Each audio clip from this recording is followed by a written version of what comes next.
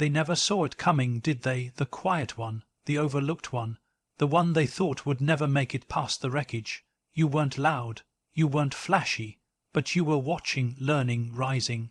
While they were laughing, you were healing. And while they were busy writing your ending, you were just getting started. Because glow-ups don't begin in applause, they begin in silence, in solitude, in the ashes of what tried to break you. And now you walk into the room with a presence they can't explain and a strength they never imagined. Your glow-up, it isn't just your triumph. It's the echo of every time they underestimated you. And that is their karma. They laughed at the seed, never imagining the tree they laughed. Oh, how they laughed at your simplicity, at your silence, at the way you tried, failed, and tried again. They saw your struggle and mistook it for stupidity. They saw your quiet effort and called it desperation. But what they never understood, what they were never wise enough to recognize, is that you were never in ruins, you were in process. You were the seed buried deep in the soil, hidden, yes, but never dead. And that's the tragedy of their perception. They judged your seed season without the foresight to imagine the roots you were growing beneath the surface. While they mocked your stillness, you were building foundation. While they whispered behind your back, you were rising in silence. While they called it failure, it was preparation. What they saw as delay, the universe knew as design. Because a seed doesn't scream when it breaks open. It doesn't announce its growth, it simply becomes. It digs through the dirt, fights through darkness, and reaches for the sun with quiet fury. That was you. You didn't defend yourself. You didn't beg for their belief. You simply went inward. You chose discomfort. You embraced the lonely nights. And you waited, not for their approval but for your season. And when it came with no warning. Suddenly, you were no longer beneath the soil. Suddenly, you were rising, blooming, becoming something too powerful to be ignored. Now they see the tree. Now they want to admire the strength, the grace, the presence that towers where they once saw weakness. But let's not forget they never believed this tree could exist. In their minds, you had no potential, no future. You were the joke, the cautionary tale, but the irony, the punchline was never on you. It was on them, because while they wasted energy mocking what they didn't understand, you used your pain as fuel, every insult compost, every betrayal rain, every moment of being unseen sunlight in disguise. And now you stand tall, not to prove them wrong, but because you finally outgrew their narrative.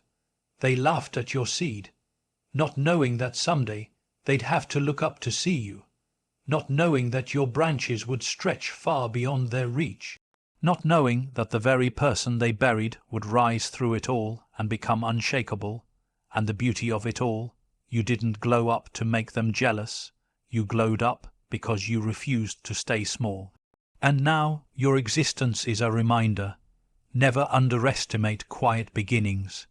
Never mock the seed, because some of the most powerful souls on this earth started buried. And now, you're the forest. Your healing was the plot twist they never saw coming. They thought they broke you. Thought the damage was permanent. Thought you'd remain curled in the corners of your own pain, whispering apologies for bleeding. They thought their silence, their betrayal, their absence would leave you hollow and haunted. And for a while, maybe it did. For a while, you walked with a limp no one could see, carrying wounds no one acknowledged. You looked in the mirror and barely recognized yourself, not because you were weak, but because your spirit had been shaken. You weren't trying to be strong, you were just trying to breathe.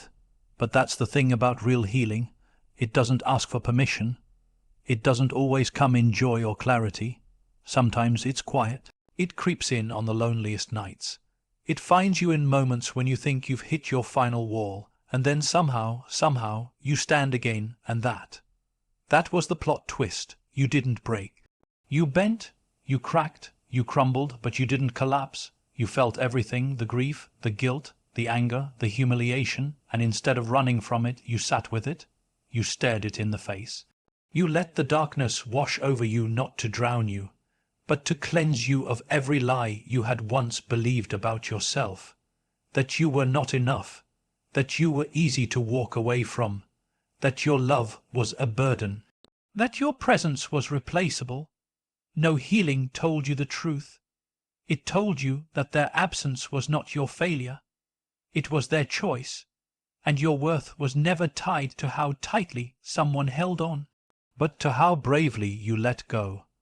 They thought your silence meant defeat, but it meant reconstruction.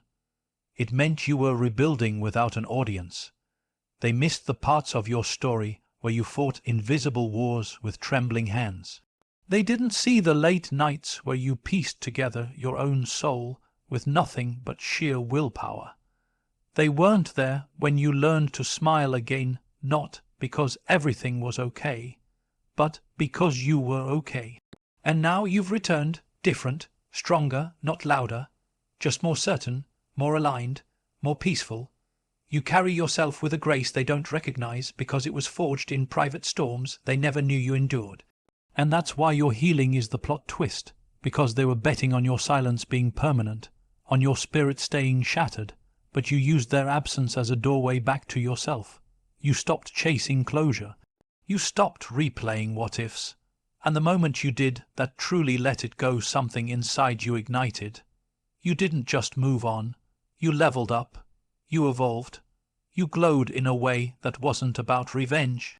It was about release, and now you walk past them like a sunrise, calm, radiant, untouchable, because your healing didn't just rewrite your story. It flipped the ending. Your silence became the loudest sound in the room. You didn't need to shout. You didn't need to clap back. You didn't need to expose anyone, drag them through the mud, or beg for understanding. Instead, you stepped back, and that silence, that sacred withdrawal, became your most powerful response. It unsettled them, it confused them, because they were expecting noise, drama, retaliation, chaos. That's the language they understood. But you chose stillness. Not because you had nothing to say, but because you had finally learned the art of no longer offering explanations to people committed to misunderstanding you. You no longer needed to be loud. Your absence started doing the speaking for you. At first, they didn't notice. They assumed you'd be back, that your quiet was temporary, that you were just trying to make a point. But slowly, the weight of your silence grew heavier than any words you could have spoken. It echoed in their minds. It left them staring at their phones, rereading old messages, wondering when the last real conversation was. It made them uncomfortable, not because of guilt, but because for the first time they had no access to your energy, no doorway back into your peace, and that was the shift. You stopped giving people the version of you that tried to keep everyone comfortable while you bled internally. You stopped shrinking yourself to protect their egos. You stopped speaking just to fill the space. You understood that silence isn't absence, it's presence refined, because silence doesn't mean weakness. It means power under control. It means you've mastered the discipline of letting people feel the consequences of losing you without uttering a single word. They started noticing things, that you were no longer available for their confusion, that you no longer laughed at jokes that were really insults, that you no longer explained your boundaries like you were apologizing for having them. Your silence stopped being passive.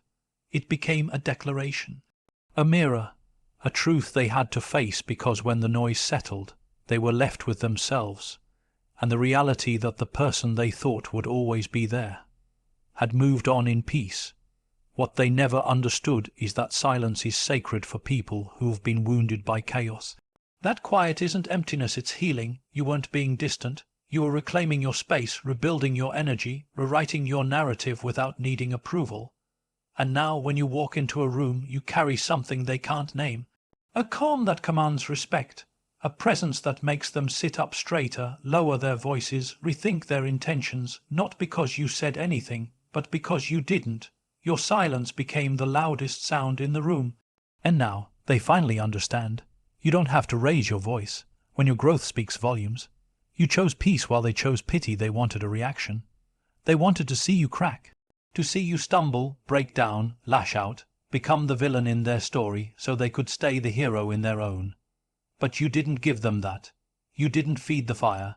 You didn't beg to be understood. You didn't launch a war to prove a point. You did something they never expected. You chose peace, and not the easy kind, not the shallow picture, perfect peace that comes from avoidance. No, you chose the kind of peace that's earned. The kind that requires walking through the fire without letting it burn your soul. The kind of peace that demands you let go of the apology you never received, the justice that never came, the closure you had to create with your own hands. While they were busy trying to protect their image, you were protecting your spirit.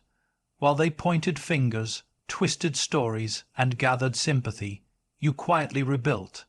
And here's the irony in choosing pity over accountability. They exposed themselves.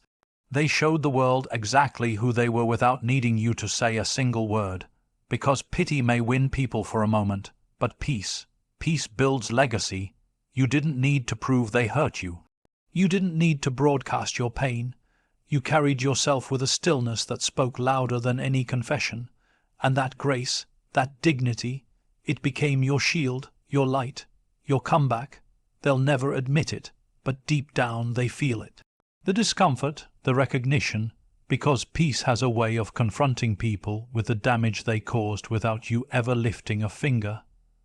They wear their pity like a badge, hoping it hides the truth. But pity doesn't cleanse guilt, it only delays it. And while they're stuck in circles of denial and false narratives, you've been rising, quietly, steadily, with a kind of clarity that doesn't need revenge. You don't wish them harm, you simply wish them distance. That's the difference. You stopped needing their apology to move on. You stopped craving their remorse to feel whole. Your peace was never about them, it was about finally choosing yourself. You could have screamed your story. You could have exposed every lie, every betrayal, every wound. But you didn't. Not because you were weak, but because you understood that not everything sacred is meant to be shared. Some victories are silent. Some wars are won in stillness. And you won when you didn't retaliate. You won when you chose your healing over their chaos. You won when you stood alone in your truth and didn't flinch. So let them have their pity. Let them gather applause for the performance. But you walk in peace now, with no guilt, no shame, no unfinished business. Because when you chose peace, you didn't just rise above them. You rose beyond them. Your life is the receipt. Your rise the return. You never asked for revenge. You asked for peace. You never chased applause. You chased healing. But the irony of life is that when you choose to rise quietly, the noise follows you not because you're demanding attention, but because your very existence becomes proof. Proof that you weren't what they said. Proof that you weren't who they tried to reduce you to. You became the receipt. Not in words, not in arguments, but in transformation, in results, in how you carried yourself through the storm and came out not just alive, but reborn. You don't have to explain what happened. You are what happened. Your glow-up speaks in volumes no speech could ever deliver. Every achievement, every moment of peace, every boundary you now enforce without guilt, it all tells a story. A story of survival, of inner work, of divine timing. They look at you now and see someone untouchable, evolved, calm in a way they can't quite grasp. But what they don't see are the nights you stayed awake wrestling with pain no one acknowledged. The days you smiled while carrying emotional wounds no one saw. The countless times you chose growth over bitterness, silence over screaming, and self-respect over revenge. And that is the return. You gave so much love, loyalty, patience, and for a time, it felt like it was all for nothing. But it wasn't. The universe never wastes sincerity. What you gave wasn't lost. It was invested. And now the return is showing up in ways no one expected. In your strength, in your boundaries, in the people who now look up to you. not because of your success, but because of your peace. That's the kind of return no spotlight can imitate, the kind built from truth. Meanwhile, they have to live with the echo of who you've become, and not because you're flaunting it, but because your transformation is undeniable. You're not trying to prove anything, and that's what proves everything. The glow-up wasn't about getting back at them. It was about getting back to you, to the version of yourself that was once silenced, dimmed, overlooked. And now that version leads the way. You don't owe them a conversation. You don't owe them access. You don't even owe them a reaction. Your life, as it stands now, whole, grounded, radiant, is the only answer they'll ever get. You've become the proof that you can survive being misunderstood, misused, and mistreated, and still rise into something extraordinary. They gave you pain. You turned it into purpose. They gave you silence. You turned it into wisdom. They gave you every reason to quit, but you didn't. And now you walk like you've already won, because you have. You are the receipt. And this glow, this life, this rise is the return.